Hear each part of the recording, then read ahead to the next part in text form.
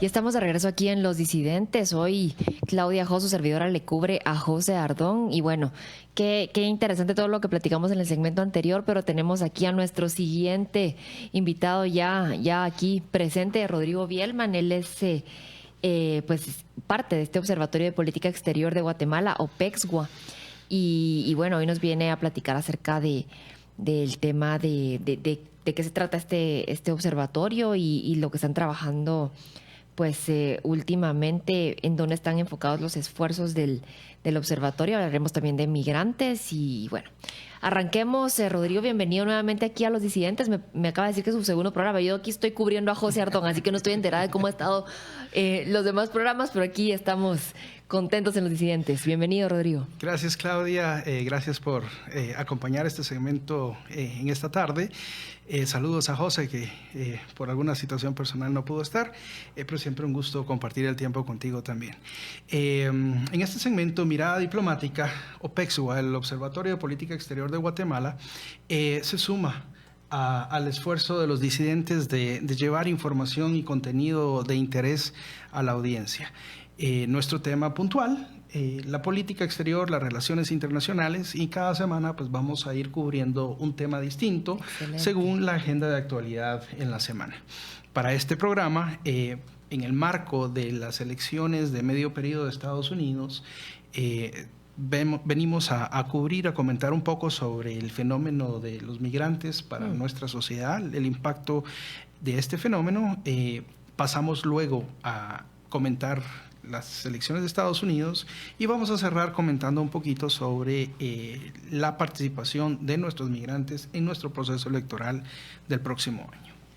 Así que con esta propuesta de temas podemos comenzar refiriéndonos a la importancia que en nuestra sociedad tiene el fenómeno de la migración. Tenemos varios millones de habitantes guatemaltecos que han migrado a Estados Unidos. Es claro. El principal destino de esta migración, buscando este sueño americano, este derecho y anhelo de una mejor vida, que representa un trabajo muy duro, este proceso de migración, que nos resulta en el país en lo que hoy es el principal fuente de ingreso a nuestra economía nacional, las remesas familiares. Justo ayer estábamos platicando en el programa que conduzco por las tardes sobre el récord que se va a romper nuevamente este año del ingreso de remesas a Guatemala. Me parece que ahorita ya va muy cerca del monto del año pasado y ni siquiera hemos terminado el año, ¿verdad? Entonces sí es una cantidad de remesas bastante pues representativa, por decirlo así. Y yo tenía una pregunta ayer, tal vez usted me la puede contestar y si no, pues bueno, veremos quién me la puede contestar más adelante en otro programa. Esas remesas que envían los migrantes, Rodrigo, tengo entendido que a veces no se utilizan enteramente para inversión, sino es un dinero que se usa para el consumo, ¿verdad? ¿O tienen ustedes estudios de cómo es que se invierten esas remesas en el país? Bueno, las remesas se han convertido ya en el principal ingreso a la economía nacional. Estamos viendo ahorita las gráficas. El Banco de Guatemala es la que nos lleva las estadísticas oficiales. Claro.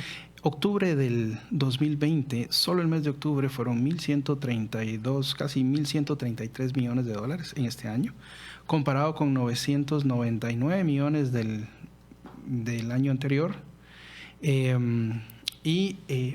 Estamos viendo que van creciendo todos los meses, todos los años estas remesas. La gran mayoría de estos fondos se utilizan para el consumo y están sustituyendo la carencia de nuestro país de generar estas oportunidades de trabajo y de crecimiento económico.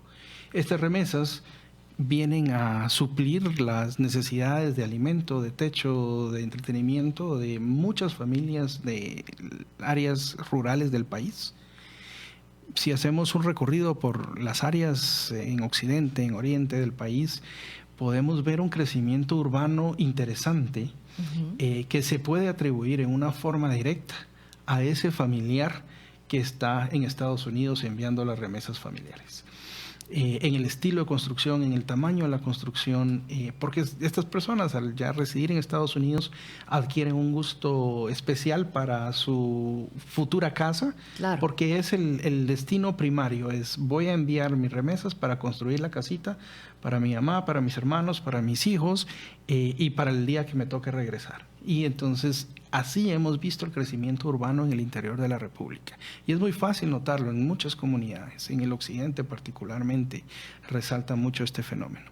Y sí, la mayor parte de las remesas va para consumo. Esto ante la carencia de oportunidades de trabajo, ante las pocas oportunidades que nuestro sistema productivo puede generar en la cobertura de todo el territorio nacional. Una familia que recibe 300, 400 dólares al mes de ese familiar migrante, pues ya tiene un salario mínimo, 2 salarios mínimos cubiertos en la economía diaria en el interior, y con esto pues se van cubriendo esas necesidades. Este fenómeno también nos genera complicaciones de índole sociales, porque nuevas generaciones que tienen pues que no encuentran estas oportunidades de trabajo, pero al mismo tiempo tienen cubiertas sus necesidades de alimento, de entretenimiento, ropa, vestuario, pues ya no hay una gran motivación de seguir o de buscar una actividad productiva propia. Se quedan dependiendo de esa remesa que está por llegar o que nunca falta, que llega cada semana. Claro. Y se voltean a ver oportunidades de ocio, de actividades al margen de la ley. Es un terreno fértil para actividades como narcotráfico u otro tipo de actividades delictivas. Y justamente ese era mi punto el día de ayer, porque hablábamos de cómo poder generar esta cultura de educación financiera, sobre todo a quienes reciben estas remesas, para poder pues educar de manera financiera, valga la redundancia, lo acabo de mencionar, a las personas para que este dinero sea utilizado pues de una manera no solamente en consumo de, por supuesto, hay que comer, hay que vestirse, hay que cubrir temas de salud, pero también importante esa educación financiera para utilizar parte de esas remesas para invertir, ¿verdad? Para invertir, no sé, en un negocio, en algo que pueda convertirse parte del motor productivo del país, porque, bueno, como usted bien menciona, no hay suficiente pues oportunidad de trabajo y el que hay pues es generado por el sector privado del país de una manera pues diaria y con mucho esfuerzo. Sin embargo, hay una gran área de oportunidad de mejora al momento de querer ofrecer más plazas de trabajo. Eso tiene que ver con muchísimos temas, ¿verdad? Tiene que ver con temas políticos, etcétera. Pero a lo que iba es el tema de la educación financiera. ¿Usted cree que pueda existir algún tipo de educación financiera precisamente desde este observatorio que usted, ¿verdad? Usted para que los migrantes que están allá, ¿verdad? Que ya saben cómo utilizar ese dinero, que ya trabajan, que son quienes sudaron realmente esa plata que mandan, ¿verdad? Porque aquí vienen y, bueno, reciben su plata y la gastan, pero allá fue donde se sudó ese dinero. Entonces, esas personas, ¿cómo pueden inyectarle esa educación financiera a sus familiares y decirles, miren, mucha, gástense la plata en lo que es necesario, en lo que ustedes necesiten y quieran libremente, pero también recuerden que hay una manera inteligente de invertirlo, ¿verdad? Para generar un poco más de productividad, y no solo por el tema de generar productividad como tal, sino también para inyectar un poco más de ímpetu al momento de recibir esa remesa, no solo para gastarlo, sino para producir, qué sé yo, también te puede empezar a producir plazas de trabajo, ¿verdad? Sí, Claudia, mira, hay constantemente iniciativas para buscar que estas remesas tengan un destino productivo. La diferencia entre la oferta de actividades productivas de estas remesas con el volumen de remesas que hay es muy fuerte. O sea, no hemos tenido o no hemos logrado la capacidad de volver productivas estas remesas, sin contar además de que las personas que lo reciben necesitan esos fondos para el consumo. Claro. O sea, no es de que tengan, que esta sea plata que les sobra en la economía familiar y que lo van a poder dirigir hacia una inversión o una actividad productiva. Claro. Muchos ya con el paso de los años han logrado poner una tiendita, una venta de ropa o una carnicería, pero es el porcentaje en la realidad nacional, porque el volumen es tanto realmente lo que estamos recibiendo de remesas. El año pasado el Banco de Guatemala nos reporta más de 15,000 millones de dólares y este año lo vamos a superar. Todos los años hemos venido en una crecida, a pesar de las diferentes circunstancias y situaciones políticas de la economía de Estados Unidos. Esto que nos demuestra que el guatemalteco es un trabajador, un buen trabajador. Totalmente. ¿Verdad? Porque esa es la recompensa. Y a pesar de los vaivenes políticos en Estados Unidos para limitar o restringir la oportunidad de una migración ordenada, mantenemos ese flujo de guatemaltecos hacia el exterior, que es lamentable porque esos 15,000 millones reflejan una capacidad humana importante que si estuviese produciendo en el país, podríamos tener una mano de obra lista y dispuesta de la mano con la parte que hace el sector privado para aprovechar esa mano de obra y tener un mejor rendimiento económico en el país. Sin embargo, estas circunstancias que hacías referencia de la política, de la educación, de la infraestructura, de muchas otras cosas, no nos permiten realmente aprovechar ese tesoro que tenemos en la capacidad del guatemalteco trabajador. Bueno, la verdad es que es un tema bastante controversial y muy apasionante porque estamos hablando de guatemaltecos que viajan hacia el exterior y que se instalan allá para enviar el fruto de su esfuerzo y su trabajo hacia nuestro país. Entonces vamos a seguir conversando sobre este tema tan apasionante después de este corte comercial. Regresamos en unos minutos.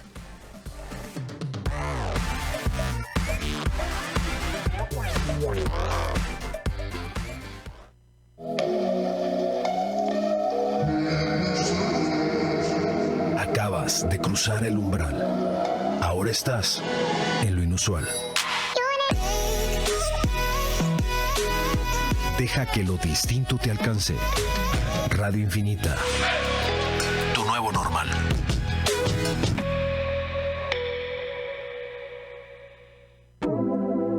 Visita nuestra página web radioinfinita.com y entérate de los eventos más importantes en el país y las noticias más relevantes en el mundo de la música, cultura y arte. Recuerda que estás entre inusuales. radioinfinita.com.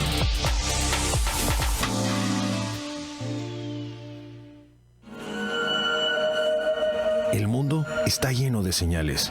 Tal vez esta es la que esperabas. El te lo dije es más feo cuando te lo dices a ti mismo. Un consejo de Radio Infinita. La 100. Fundación Libertad y Desarrollo presenta Razón de Estado. Una tribuna comprometida con la libertad, la democracia y el Estado de Derecho. Viernes 1 de la tarde por Infinita. Para más información visite www.fundacionlibertad.com.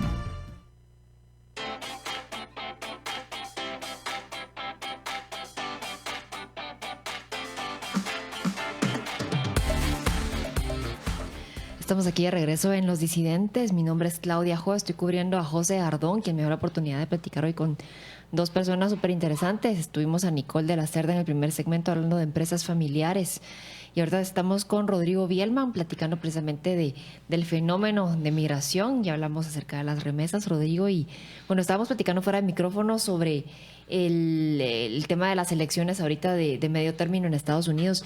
¿Qué fue lo que ocurrió? Más o menos cómo están ahorita los mapas electorales y ya hubo decisiones finales, todavía siguen contando. ¿Cómo está el tema, Rodrigo?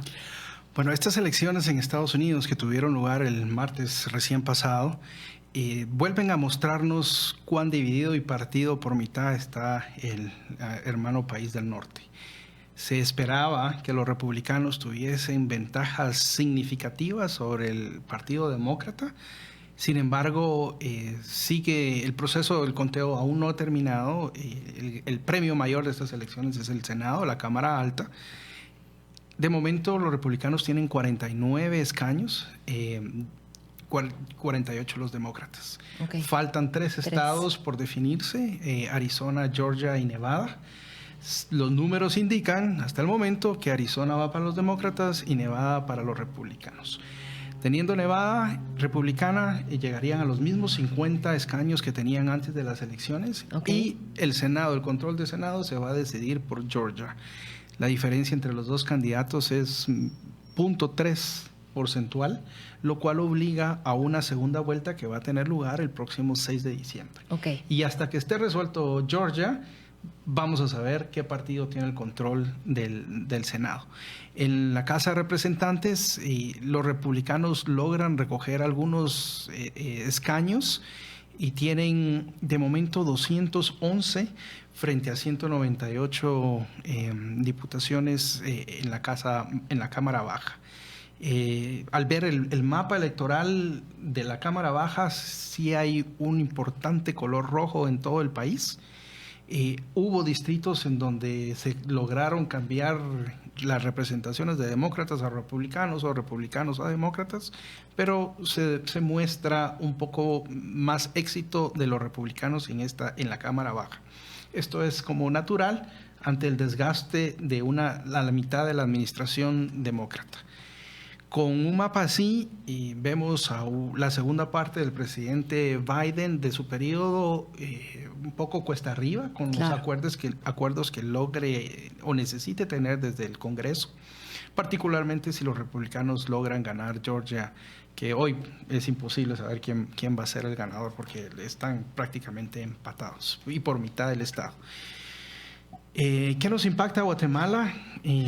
Una administración demócrata con un Congreso demócrata, pues podría esperarse mayores avances en el tema de una reforma migratoria que no se logró en los primeros 2 años. Y si los republicanos toman el control del Senado, pues difícilmente se va a ver alguna diferencia significativa en la política doméstica de Estados Unidos en el tema migrantes, que es lo que más de cerca nos afecta. La economía de Estados Unidos pues está sufriendo ahora un poco los embates de la situación macroeconómica global, las consecuencias del conflicto de Rusia con Ucrania, alto costo de los combustibles y todo lo que pueda venir de estos temas económicos, que es lo que se esperaba le diera un mayor espacio de voto o de apoyo electoral a los republicanos, que finalmente no se alcanza a materializar como se esperaba. El tema de las libertades, de derechos de reproducción en las mujeres en Estados Unidos, con una reciente sentencia de la Corte Suprema de Justicia de aquel país, vino a ser un tema también de mucho peso en estas elecciones, cuando los estados traen el tema del aborto a sus constituciones estatales y se convierte en un tema de peso político en este resultado que permite a los demócratas mantener un balance casi sin mucha modificación previo a las elecciones. Esto pues les deja tareas pendientes a los dos partidos de cara a las elecciones dentro de 2 años en la definición de sus propios candidatos. El presidente Biden con este resultado ha salido a decir que va a buscar la nominación para una reelección, sujeto probablemente a su estado de salud y a su energía dentro de 2 años para un proceso tan intenso como esto. Del lado de los republicanos, pues creo que el gran ganador fue el gobernador de la Florida, Ron DeSantis, que fue reelecto con un 60% de predilección de su estado en una elección pues muy contundente, y sale prácticamente con un endoso para buscar la nominación de su partido a las elecciones presidenciales, que se estaría encontrando con el presidente Trump, que ha anunciado su interés de buscar nuevamente esa nominación y regresar a Casa Blanca. Va a ser un proceso interesante entre el papel de outsider del presidente Trump desde fuera de la estructura partidaria, enfrentando muy probablemente a dos gobernadores, el de Texas, el gobernador Abbott, y el gobernador DeSantis de Florida, que son las figuras republicanas que se han visualizado con mayor oportunidad para buscar esta nominación. Esta espera de qué pasa en el Senado puede tener un impacto directo en Guatemala o de incidencia directa en el proceso de confirmación de quién sea el próximo embajador de Estados Unidos en nuestro país. El embajador actual, William Pope, está pues ya en la recta final de su periodo, y el Departamento de Estado tendrá que hacer una nominación de quién pueda ser el próximo embajador hacia nuestro país, y quien sea nominado pues pasa por un proceso de confirmación y de aceptación en el Senado, y si tenemos un Senado controlado por los republicanos, pues podrá ser un proceso de nominación un poco más difícil para un nominado desde el Departamento de Estado. Así que son temas que vamos a seguir observando.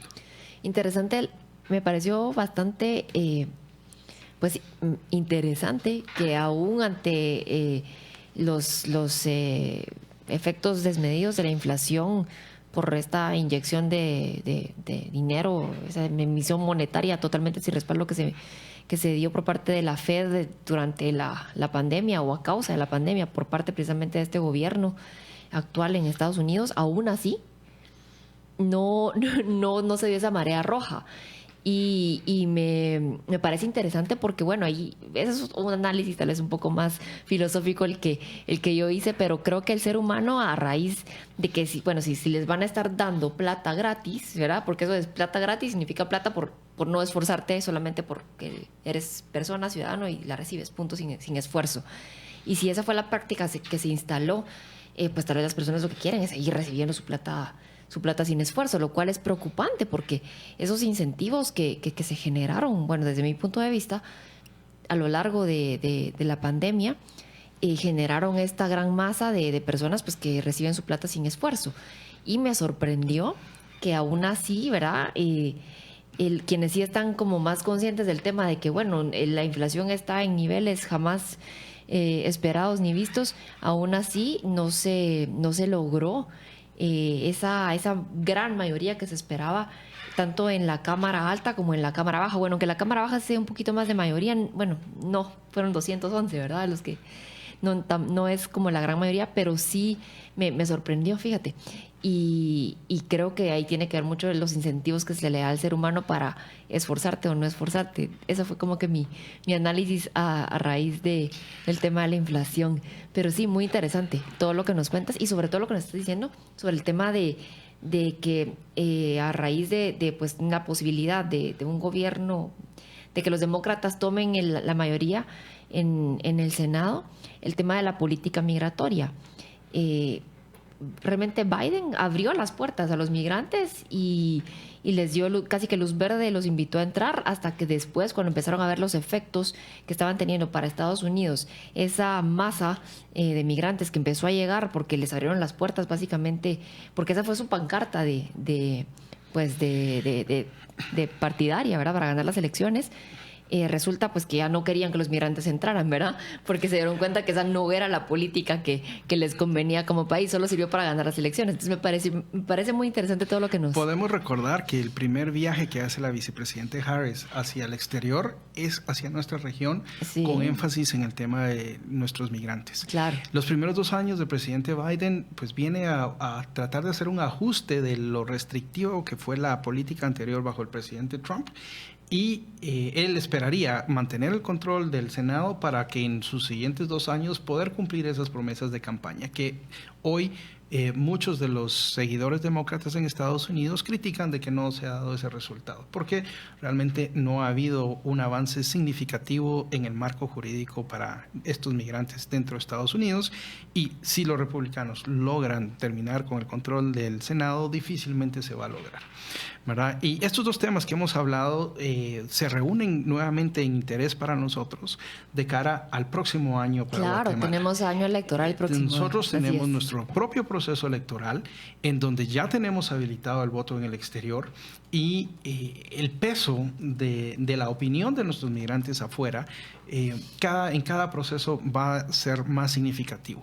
En el proceso anterior, que fue la primera vez que votaron, vimos una participación extremadamente baja. Fueron creo que 700, 800 votos. 734. Sí. Que es inexplicable.